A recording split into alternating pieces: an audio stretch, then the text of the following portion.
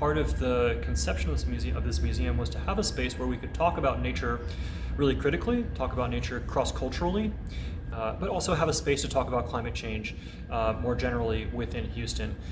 As you know, the significance of the city is also what I think prompted the creation of the museum. The boards of major museums here are largely comprised of oil and gas industry.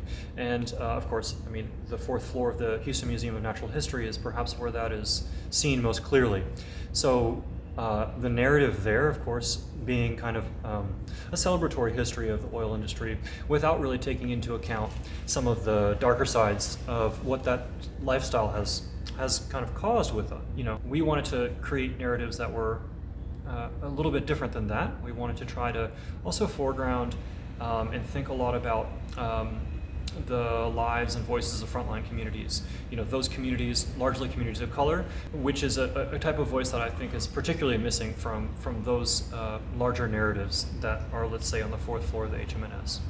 I think that what I found is that institutions move slowly, and there's lots of levels of approval, and they're often very hierarchical. And so starting a space was a way to just experiment, honestly, to have a space where things can come and go very quickly, where we can just throw ideas out and not have to worry about having to go through lots of lengthy processes of approval or something like that. We really built this from the ground up.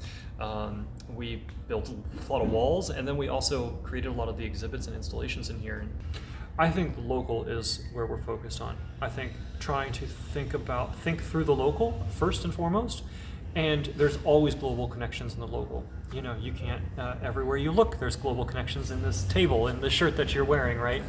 A lot of what we do here is obviously critiquing the systems that have gotten us here and that continue to propel us in a very unsustainable direction.